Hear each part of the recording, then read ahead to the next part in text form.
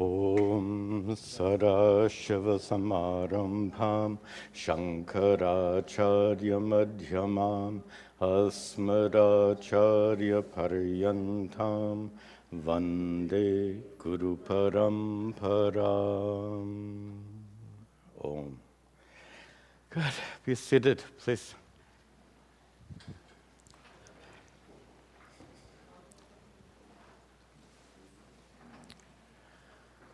Om.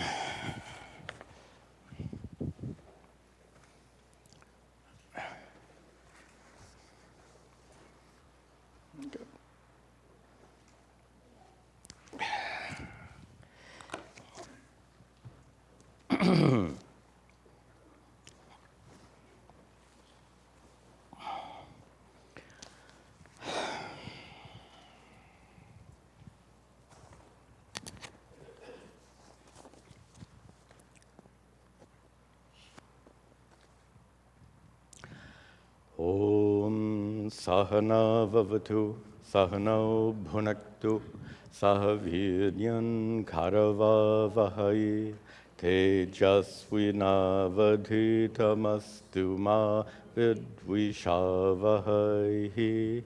Om Shanti Shanti Shanti. Om. Good. Welcome back. Welcome also to the students attending this class online. We continue here at the very end of the Uddhava Gita. I think there'll just be one more class after this one to finish the text. And at the end of the text, Sri Krishna concluded his teachings to Uddhava at the, we saw in the last class, but he's done teaching, but he's not done. Sri Krishna does exactly the same in the Bhagavad Gita. Verse 66, Sarva Dharman Parityajya, is known as the Charama Shloka. Charama, last, the final teaching of instruction. But then he goes on for 12 more verses after that. And it's very common. Not only is it common, it's actually important to have some final concluding material. And you'll see the importance of it in just a few moments. So let us turn to our text and see.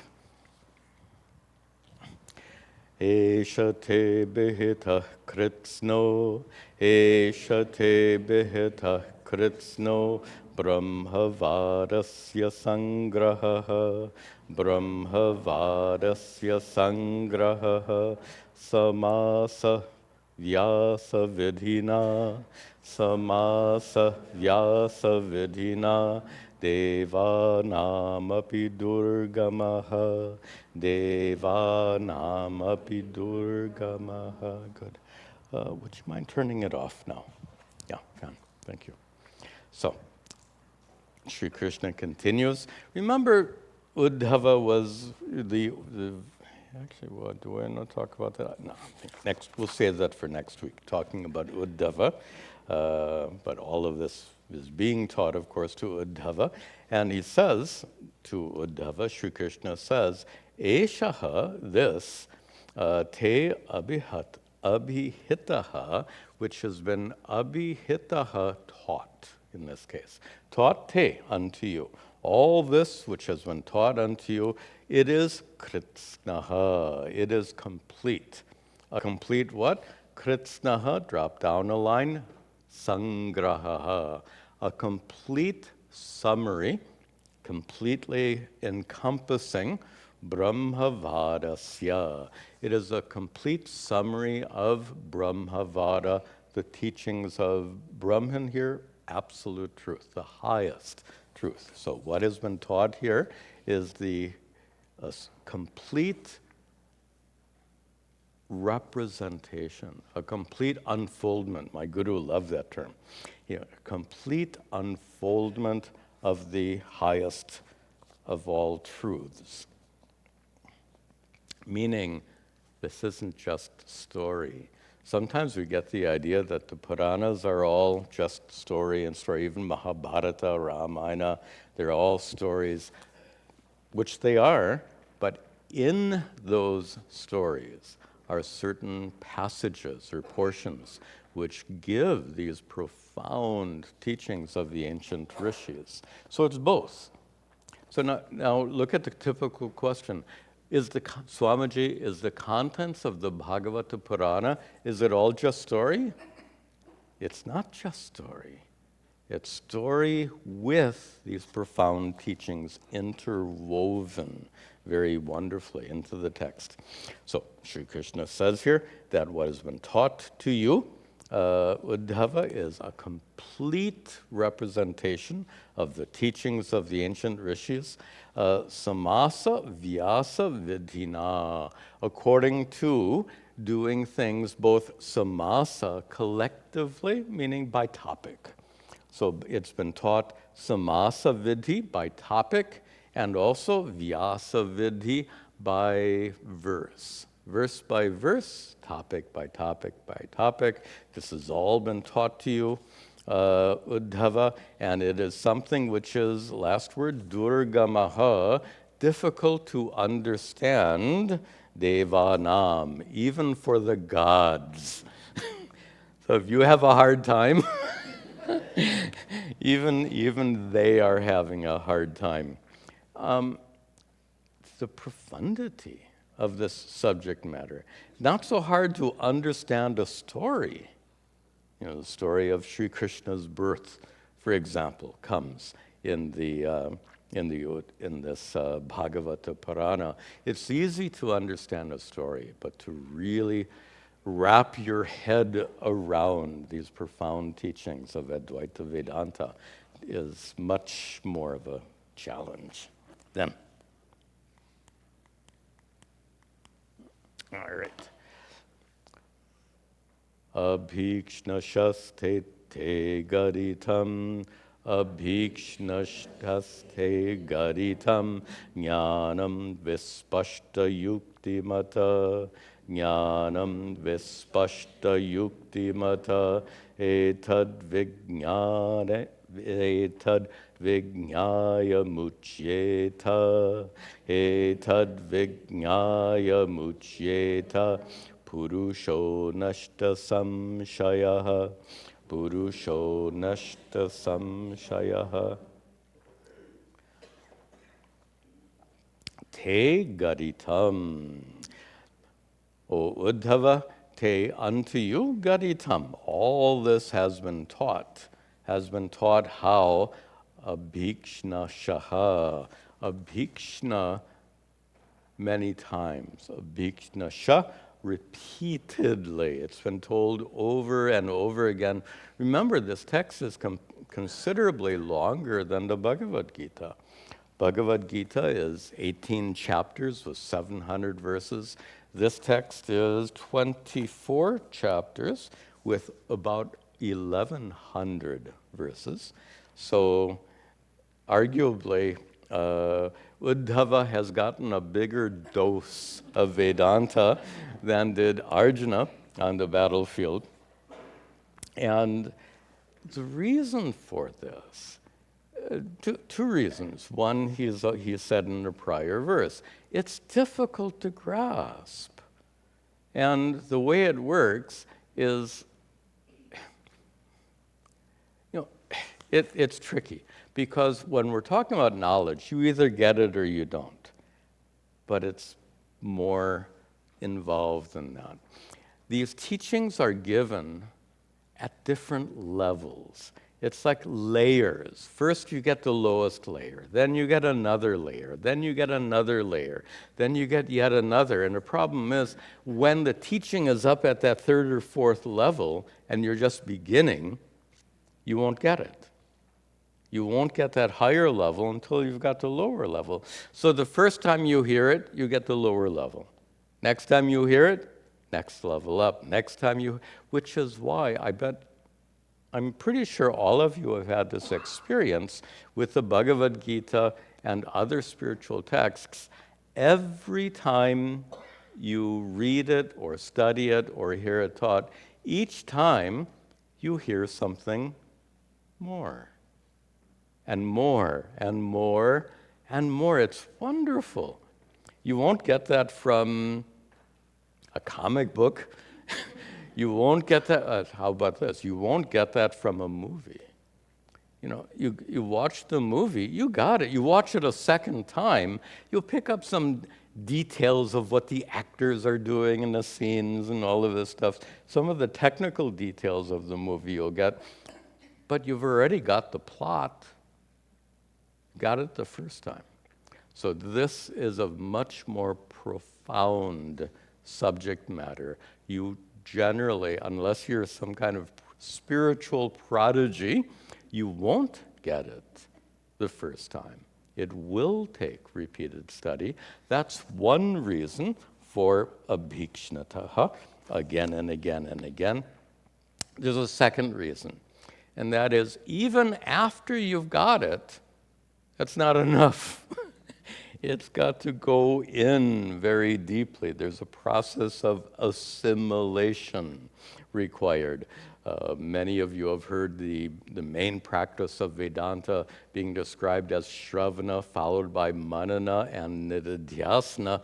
Shravana is what we're doing right now, a study, but it's followed by Manana, a process of removing any doubts or vagueness, and Nididhyasana, a practice of assimilation. So it takes time, and it takes immersion in these teachings for a period of time, which is why our classes here go on and on and on. If everyone got enlightened the first time they came here, who would be sitting in the audience? There would be no one here. That's how it works. It takes its own time. Okay, enough said. So, Uddhava, this has been taught to you again and again and again. What has been taught to you? Jnanam, spiritual wisdom. And we're going to talk a little bit later of how spiritual wisdom is not like other kinds of academic learning. It's utterly different. I'll save that discussion for a few minutes. So we have taught you have been taught this jnanam, this spiritual wisdom. You've been taught how it is vispashta, it is very clear, and it is yuktimat, accompanied by reasoning. So that's one of the hallmarks of a really solid teaching. First of all, it should be spashta, clear, and it should be yuktimat, accompanied by reasoning. You've probably had the counterexample. You want a counterexample? Go listen to some of these so-called New Age gurus on YouTube. You hear them, and what they're teaching is loosely based on what we're studying here. But if you listen to 1 hour of a New Age guru teaching this stuff, after 1 hour, if I ask you, what exactly did he say? What will be your response? Well, he said, I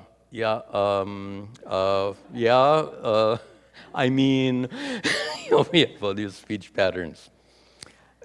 The point I'm making is oftentimes these teachings are dumbed down in various contexts. And when they're dumbed down, they are neither vispashta, clear, nor are they yuktimat. You leave all that stuff out to make it easier to convey. So we are fortunate to have access to these traditional teachings taught in a traditional way, which is vispashta, clear, and yuktimat, logical. Then, last line, purushaha, a person. Third line, etat vijnaya, having gained this wisdom, and having gained this wisdom, having gone layer by layer by layer by layer, after much exposure to these teachings, after much self-inquiry, atma vichara, after all, that's the main practice here.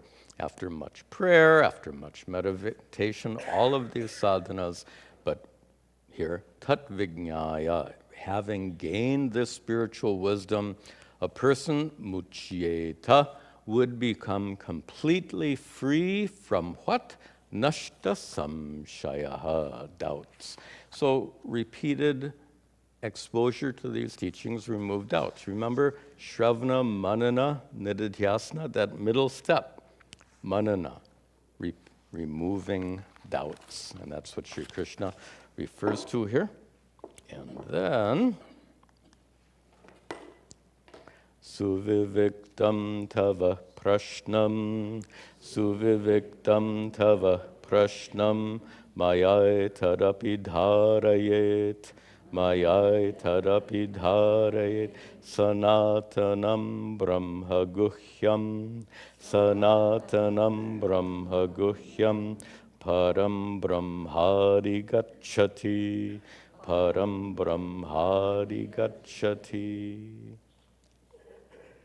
O Uddhava, tava prashnam, your questions, suviviktam, have been thoroughly discussed, thoroughly answered with vispashtam and yukti, very clearly, very logically.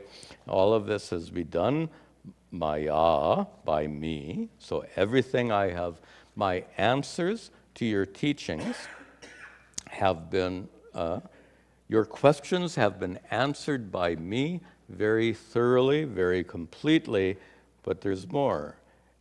Etadapi dharayet. Whatever I have said, you have to grasp. And here's where we understand the difference between a body of spiritual wisdom and a body of academic teachings. Academic teachings convey information. So a book on geography, lots of geographical information. A book on mathematics, lots of mathematical information.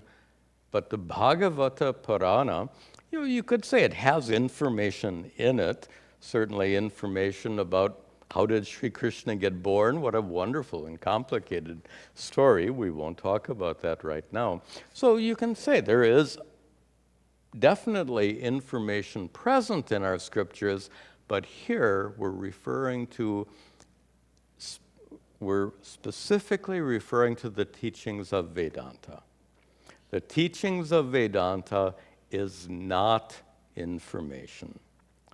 When the ancient rishis said, Tat Tvam Asi, you are that, that is not information.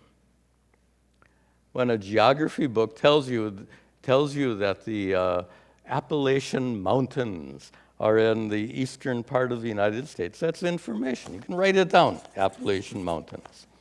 When Vedanta says Tat Tvam Asi, ancient rishis say Tat Tvam Asi, and you write it down, just like you wrote down Appalachian Mountains, you're wasting your time.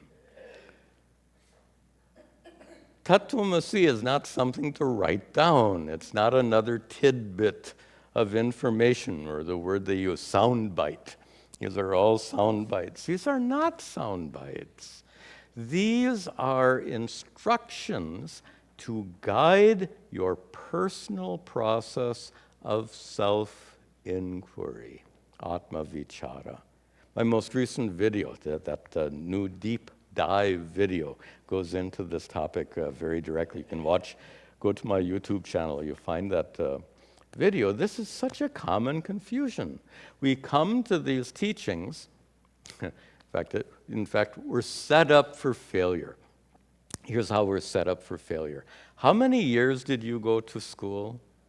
If you add up your elementary education, your middle school education, college, university, postgraduate, and some of you more than that, internships and all of this stuff. If you add up all of those years of classroom education, years in which you collected huge amounts of valuable information which empowered you in your chosen profession, you are well trained to gather information.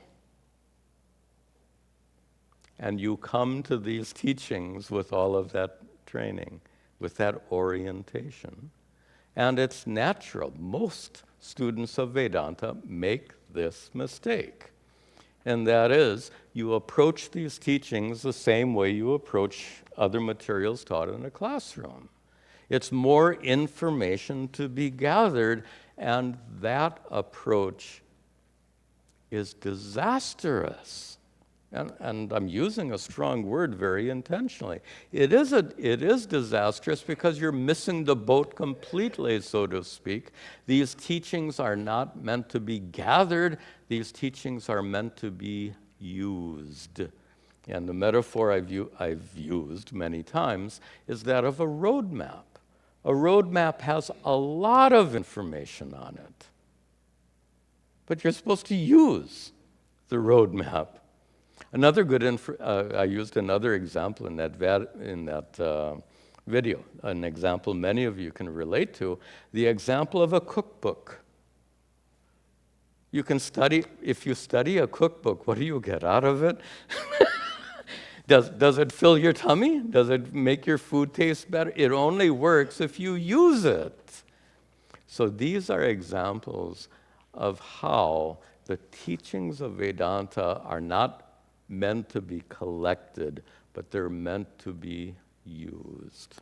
And that's why Sri Krishna says, etarapi dharayet, you should grasp. They should be made. Interesting. You grasp a tool. This is a tool. Some of you in our Vedanta classes, you know that we've called Vedanta a collection of prakriyas, teaching methodologies, teaching methods. And these teaching methods are grasped, dharayet, and they are used. They're used by a skillful teacher, and if you are a skillful student, you use them yourself for the sake of atma vichara, self-inquiry. So this jnanam is not merely to be collected like you collect academic knowledge. This spiritual wisdom is meant dharayet. It's meant to be used for your personal process of self-inquiry. And this knowledge is this knowledge, maya etat, where are we? Vivictum. Now, we have to make the right connection here. So these teachings about what? So Sri Krishna has answered Uddhava with these teachings which are sanatanam, eternal in the sense that truth has no beginning. It's just 30 seconds of logic. Keep it that short.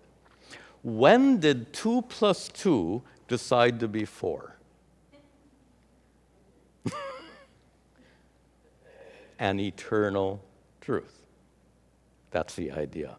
These teachings are like 2 +, they are indisputably true.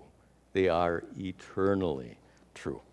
And these teachings about what? Param, the ultimate truth, which is Brahma Guhyam, which is Brahman, which is Guhy. Brahman is that ultimate truth, which is Guhyam, hidden, and we commonly say, hidden within, being covered by the so-called veil of ignorance. There's no veil. There's plenty of ignorance. So that ignorance prevents you from discovering the reality that is already present within you as your true nature. So when that so-called veil is removed, you discover who you already are. You discover Sri Krishna's presence. You are already blessed by Sri Krishna's presence within you. And that's what he says here. Wrong verse. So in this way, Brahma adhigacchati, one reaches Adhigachati, one reaches what obtains Brahma, this ultimate truth, the absolute reality. Adhigachati. Again, the root meaning of adhigachati means to go towards something. Would be, if you analyze the etymology of that word, to go towards. To go towards suggests that there's some kind of movement going on, some kind of travel, some kind of journey, like a spiritual journey. That's what this is. That term, atma vichara, that we used before, that self-inquiry, that process of self-inquiry is the so-called spiritual journey of life. There is something to be discovered, something to be attained through these teachings as taught by Sri Krishna. Then, yahetan mama bhakteshu, yahetan mama bhakteshu, sampradadyat supushkalam, samprapadyat supushkalam, tasyaham brahmadayasya, tasyaham brahmadayasya, tadam yatmanamatmana, tadam yatmanamatmana. Yaha, one who, etat mama pushkalam. Those words we connect. Etat, this teaching. What kind of teaching? Supushkalam. Pushkalam means powerful. Supushkalam, really powerful. This really powerful teaching, mama, of mine, this really powerful teaching of mine, yaha sampradadyat, one who gives this teaching, one who imparts this teaching. Sri Krishna now is talking about the Guru. The Guru, the one who imparts these powerful teachings to whom? We can take that mama again. Mama bhakteshu, to my devotees. So all of you are Sri Krishna's, Krishnasya bhakta. You are all bhaktas, devoted to Sri Krishna, either as a deity, which is wonderful, or as that inner divinity. This is Sri Krishna's language. We've seen again and again in Bhagavad Gita and in Uddhava Gita. Sri Krishna describes that ultimate reality as his own personal presence within you.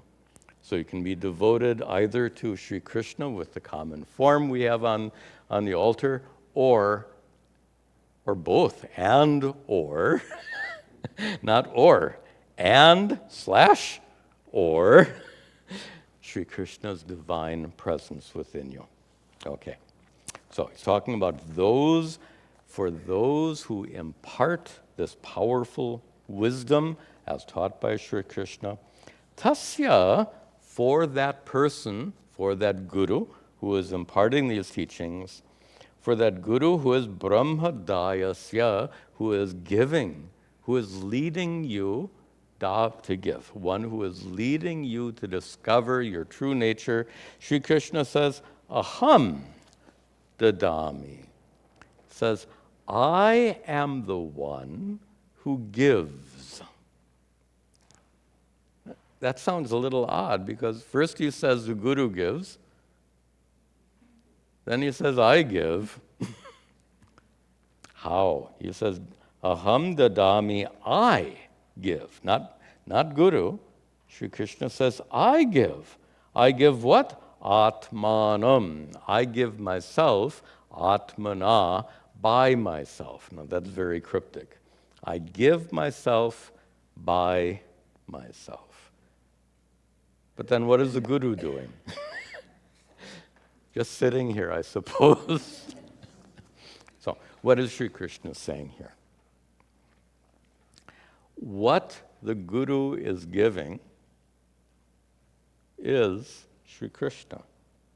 The guru is one who has discovered the divinity within and is sharing that discovery with you. And that guru is non-separate from Krishna, from an Advaitic standpoint, from a non-dual standpoint. That guru is a manifestation of Sri Krishna. So the guru, who is non-separate from Krishna, is giving Krishna Atmana, by Krishna. What does that mean? How did the guru gain the ability to teach? And before we come to that, how do we gain the ability to do anything? Interesting. How did you gain the ability to see, to hear, taste, smell, touch, to think, to feel emotions, to walk around, to do everything? All of our faculties, all of our powers, in simple American English, we say God-given. Whatever capacities we have are God-given. Without such blessings, what could we do? I mean, every living being is blessed differently. An amoeba, the smallest living thing, an amoeba is blessed with enough intelligence to go away from acid and go towards something sweet. So even an amoeba knows to go for food and to get away from anything threatening. It's a blessing. Even amoebas are blessed. How about you and me? How many times more than amoeba are we blessed? Now, in context here, we're talking about not an amoeba, not you, but the guru. So the guru is further blessed with the ability to impart these teachings. The guru is blessed in many ways by the parampara, by the lineage of teachers through which these teachings have come. Not just the teachings, but even the method of teaching, the language, the style. All of that has been conveyed, and the traditional prakriyas, traditional methodologies. But more than that, and much more than that, the ability to teach. The ability for the guru to have discovered the truth within. By the way, this is so basic. Can you teach what you don't know?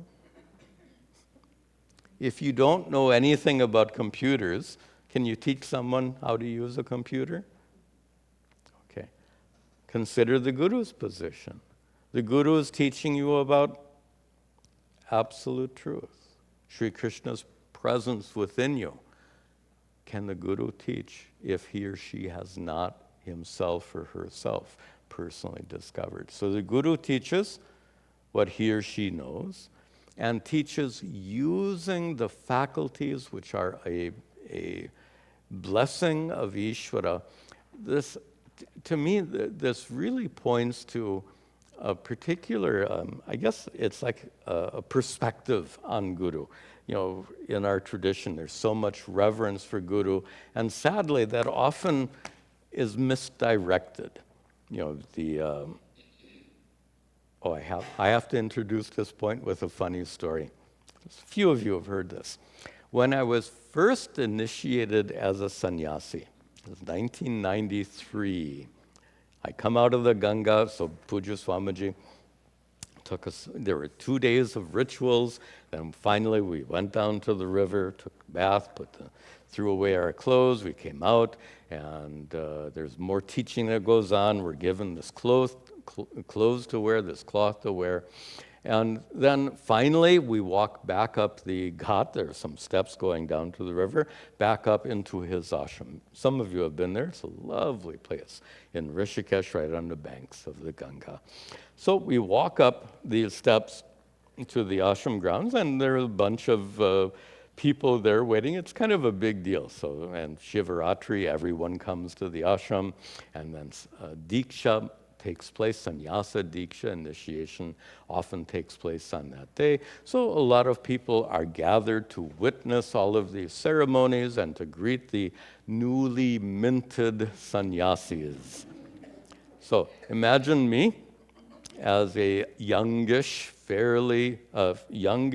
newly minted sannyasi, walking up these steps, walking into the ashram, and then suddenly someone goes to touch my feet. I jumped. I didn't literally jump, but I did step back. I'm not used to that, right? But a good friend took me aside. He was a brahmachari, close friend. Took me aside and explained to me, you can't do that. If someone goes to touch your feet, you can't step back. I said, but I'm not comfortable with it. And he said, who cares? Maybe not those exact words. I don't know. He was a very traditional young brahmachari from Andhra Pradesh. I still remember him well. Anyway, he told me it's not about you. That person is touching your feet to receive Ishvara's blessings, not yours. And I'm not sure if he said this or where I got this. I think he said that it's because of the vesha, the dress. When you're wearing this dress, it's just like, how about this? If you see a statue of Krishna in Walmart, they could have, I don't know, maybe they have. They have a decorations department, I suppose. So in this decoration department in Walmart, you see this little figure of Krishna. Do you take his blessings in Walmart? Not likely. But when you see that same representation on an altar, you do. It's context. In the same way, when you see a person in ordinary clothes, it's one context. And when you see someone dressed in these clothes, it's a different context. Based on that, I figured out a new way to understand people touching my feet. I am a clothes hanger. Get it? Because it's not me, it's because of the dress. What is my role? My role is to be a good clothes hanger, so that these clothes are present for them, to have that feeling of respect. This is the idea. The point in this verse that I'm leading up to is this. It's the person that we revere as guru, and that's normal. We revere people we respect, not just gurus, but other people we respect, we revere. But let us not forget what's important is not the person, but what's inside the person, the teachings. So from this perspective, there's another way of looking at guru. Instead of clothes hanger, I use another metaphor, a can, like a can of beans. If you go to the market and get a can of beans, what's more valuable, the can or what's inside? Right? So that's another metaphor. The guru is a container, not for beans. Guru is the container for these wonderful teachings. And that's what Sri Krishna is saying here. That guru, by the way, this is not to demean the value of a guru. How would you get beans without a container? A container is absolutely necessary, but it's not the main thing. A guru is absolutely necessary, but not the main thing. Excuse me. Okay, where are we? Here we are. Okay, that's enough.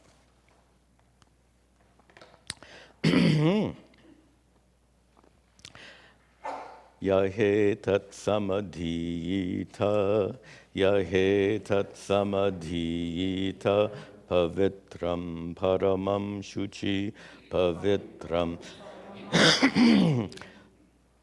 sapuyeta haraharam, sapuyeta haraharam, ahar, okay. Aharam jnana deepena darshayan, jnana deepena darshayan. Yaha, one who, etat samadhiyita, one who reads, one who studies, etat, this, referring specifically to the teachings of Sri Krishna found in the Uddhava Gita, that portion of the 10th book, I think, of the Bhagavata Purana. These teachings which are pavitram and shuchi. Pavitram, purifying. Shuchi, pure.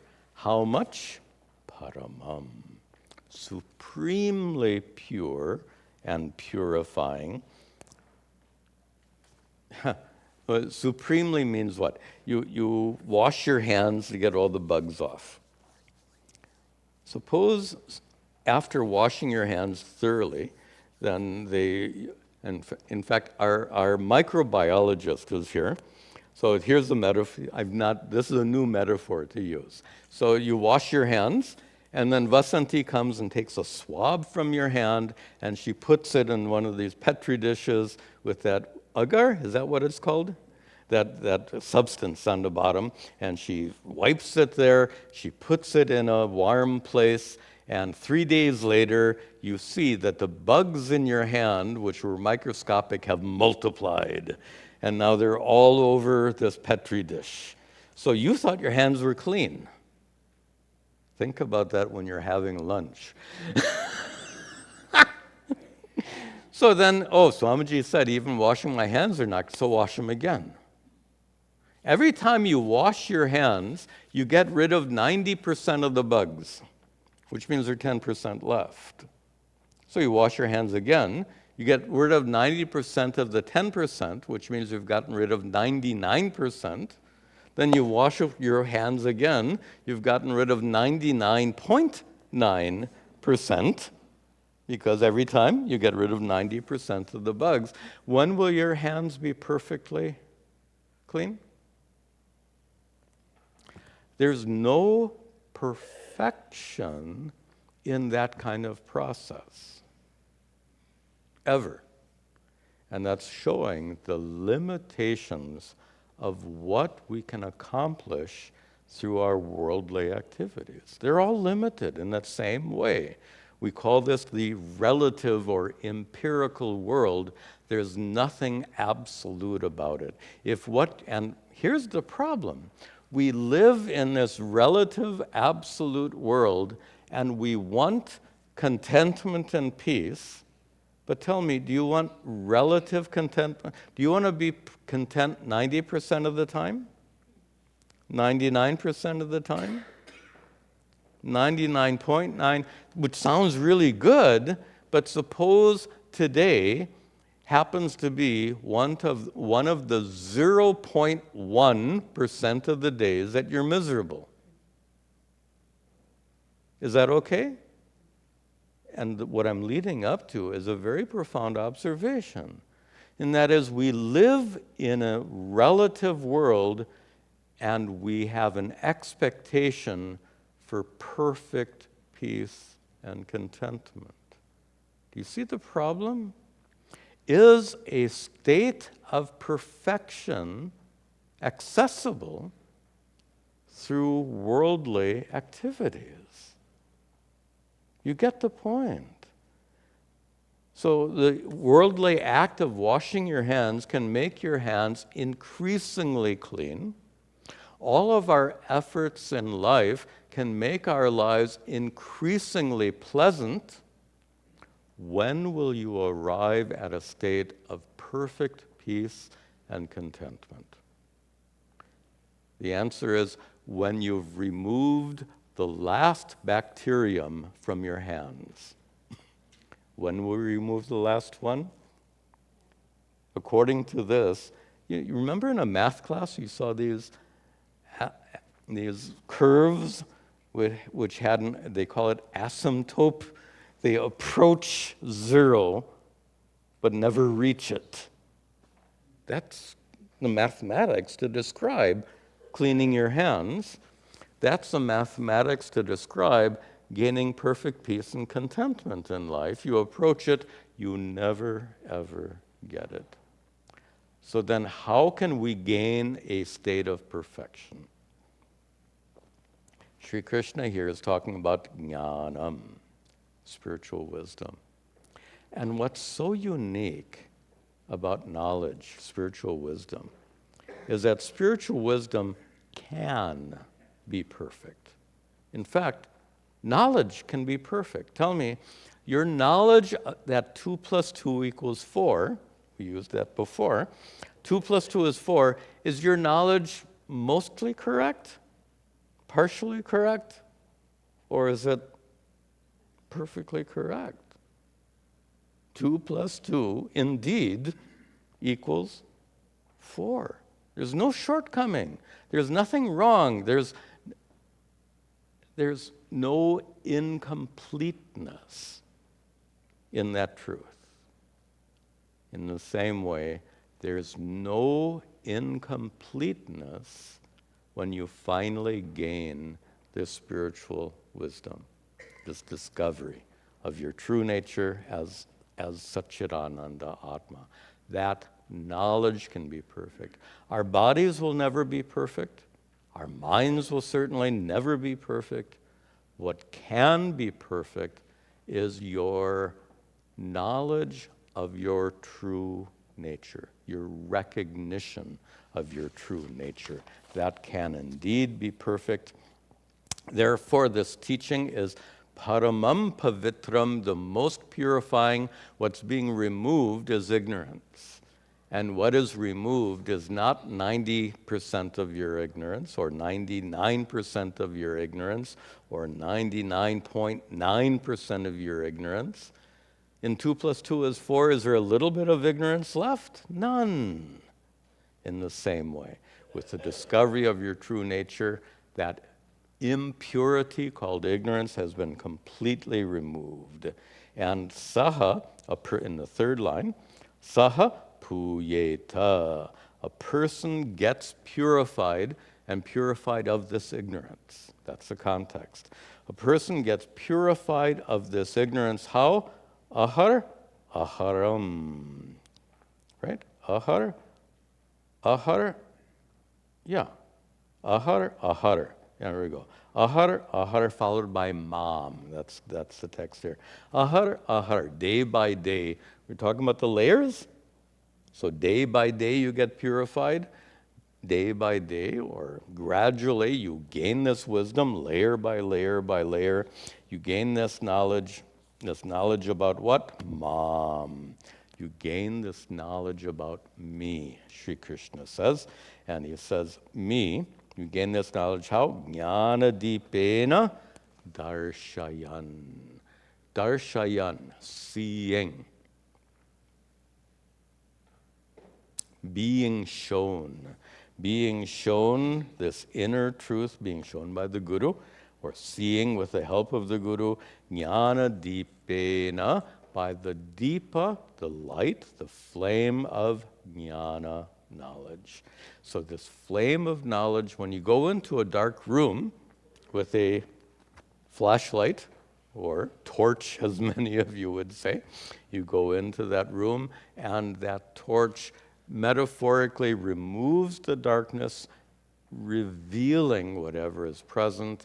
Here, this jnana dipa, this light, this flame of knowledge, removes the ignorance within, that so-called veil of ignorance covering the inner truth, revealing what? Revealing Sri Krishna's already existent presence within. Okay, we'll see. One more verse. This verse is focused on jnanam, obviously. The last verse we'll see today, Sri Krishna switches as he does, he loves to do that, especially in this Uddhava Gita. He flips between jnana and bhakti. Jnana, bhakti, jnana, bhakti. He puts them together. And much more so in this Uddhava Gita than in the Bhagavad Gita. Bhagavad Gita, bhakti is absolutely present in a powerful way, but bhakti gets an extra promotion, as it were, here in this Uddhava Gita. Let's see this one more verse. Yeah, there it is. Yahe tat shraddhaya nityam, yahe tat shraddhaya nityam avyagra. There's a typo here. Shrinu. Avyagra shrunuya naraha, avyagra shrunuya naraha, mayi bhaktim param kurvan, mayi bhaktim param kurvan, karma bhir nasabadhyate, karma bhir nasabadhyate. Yaha, and it has to be connected, end of the second line, naraha, person. Yaha naraha, a person, yaha naraha, a person who shrunuyat, who listens. Talking about you. A person who listens to this teaching. So Sri Krishna is teaching Uddhava. I like this kind of imagery. So if Sri Krishna is teaching Uddhava, all of us are like looking over Uddhava's shoulder, standing nearby with our ears leaned towards Sri Krishna because we too want to hear. That's figuratively what we're doing right now. We are looking over Uddhava's shoulder to hear what Sri Krishna is teaching to Uddhava. So Sri Krishna is talking about all of you. Yaha naraha, a person, shrunuyat, who's listening, a person like you. Listening how? 3 words here will give you some advice about how you should listen. How should you listen? Shraddhaya, with Shraddha.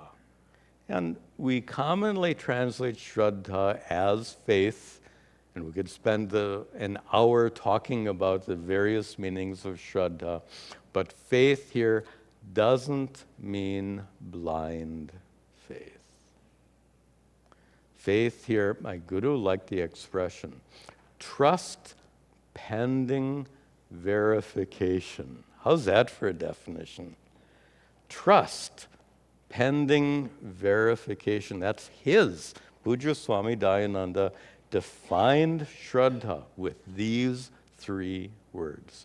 Trust pending verification. Blind, I'll be very honest with you, blind faith doesn't work. And when it comes to the teachings of Vedanta, blind faith, sadly, can actually be an obstacle. Because you get it, Tattvamasi, okay, I get it. I get it means what? I believe it. And you settle for belief. And by settling for belief, you deprive yourself of going much further on this journey of spiritual growth, atma vichara, self-inquiry. So generally, faith in general is a wonderful, wonderful blessing, but blind faith, when it comes to the teachings of the ancient rishis, blind faith doesn't help and can even be an impediment. So what are the requirements you should have then as you're listening? Shraddha, defined not merely as faith, but trust pending verification. You should also listen how? Nityam, continually, which is why we have this class every Saturday. So you keep coming again and again, and that's necessary. We said layer after layer after layer. And finally, his last bit of advice here, you should be avyagraha. Vyagra means distracted.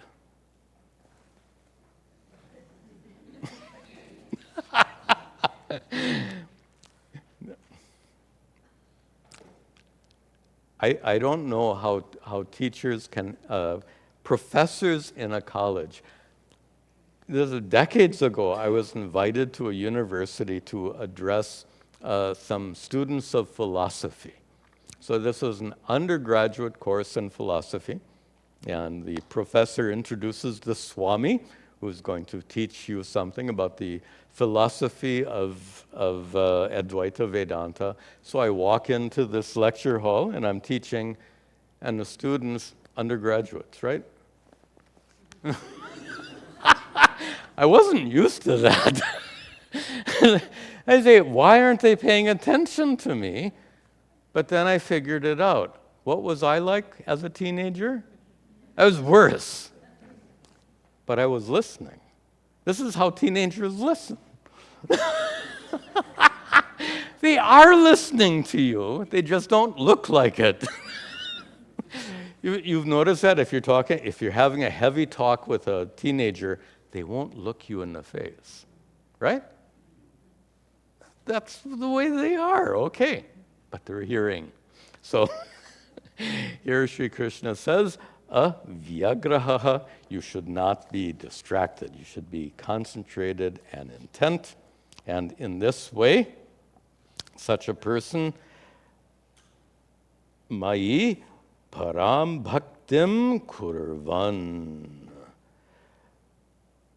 Param bhaktim, the highest bhakti. The highest bhakti is not devotion to Sri Krishna on the altar. That's bhakti, all right. It's not the highest bhakti. If devotion to Sri Krishna's presence on the altar is not the highest, what is the highest? You get it, right? Worship of Sri Krishna's presence within you. Param bhaktim. That is the highest bhakti. Kurvan, highest bhakti, mayi, unto me. That person, kurvan, gaining the highest bhakti unto me. What about that person? Saha, in the last line, that person, saha, na badhyate, is not bound, karma bihi, by karma. That person is liberated. That person gains moksha. That person is a mukta purusha, a liberated person. Why? Gaining this highest bhakti. And we'll just end with an observation here about these last two verses. So prior verse, he's talking about the knowledge which is capable of removing that veil of ignorance and revealing Sri Krishna's presence within. He says that knowledge is supremely purifying, that knowledge which makes you discover your true nature, jnanam. Notice how different this verse is. Prior verse talked about jnanam, and he talked about paramam pavitram, the most purifying knowledge. And in this verse, he's talking about param bhaktim, supreme devotion. And if you ask, you won't ask this because you've been understanding these classes, but if somebody were to ask, well, wait a minute, is Sri Krishna saying jnanam is the highest, or is Sri Krishna saying bhakti is the highest? And in the Uddhava Gita, the answer to that question is yes. Knowledge is the highest, bhakti is the highest because, listen carefully, para-bhakti is knowledge. Para-bhakti is jnanam. Let me explain that. Para-bhakti is devotion not to the deity on the altar, but to Sri Krishna's presence within. How can you be devoted to something within that you've not discovered? If you stand at the altar with your eyes closed, you're kind of missing the point, right? You have to stand at the altar with your eyes open. So here, just because Sri Krishna is within, you have to, metaphorically open your eyes. You have to make that discovery. That discovery is a result of knowledge.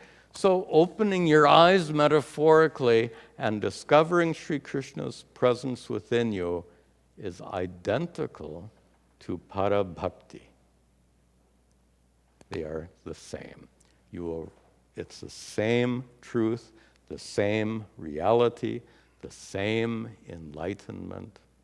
But let's just be clear, on the knowledge side and on the bhakti side. On the knowledge side, you don't gain that discovery by collecting Vedantic teachings, by gaining more information. And on the bhakti side, you don't gain that merely by worship of God on an altar. Because worshiping God on an altar, your attention is still focused outside. To gain bhakti, fine. Your attention can be focused outside. But to gain para bhakti, the highest bhakti, your attention must be turned within. All right, that's a good place to end today. There are just a few verses left. We conclude this class, this text in the next class. I'll also announce what will be our next study. I'll announce it at that time. Tomorrow, Sunday, we have our Vedanta class, Shankara's Upadesha Sahasri at 10 o'clock. We have Satsanga question answer at 11. And I'll remind you this coming Wednesday, we have our monthly advanced meditation session, Wednesday at 7 p.m., advanced meditation. If you are a regular meditator, come and join us, and we'll conclude with our prayers.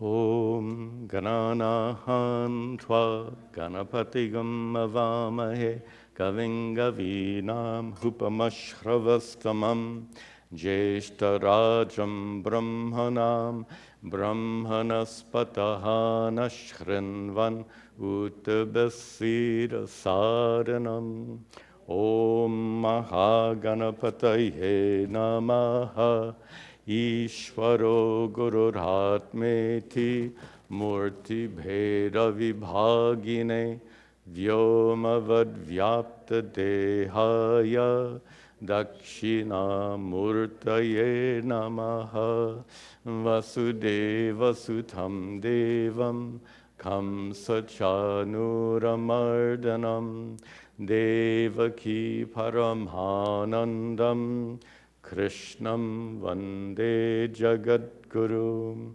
Om Sarve Bhavantu Sukhinaha Sarve Santu Niramayaha Sarve Bhadrani Pashyantu Ma Kaschid Dukkha Bhag Bhavet Asato Ma Satgamaya Tamaso ma jyotirgamaya mrityorma amritangamaya. Om Shanti Shanti Shanti. Om Tat Sat.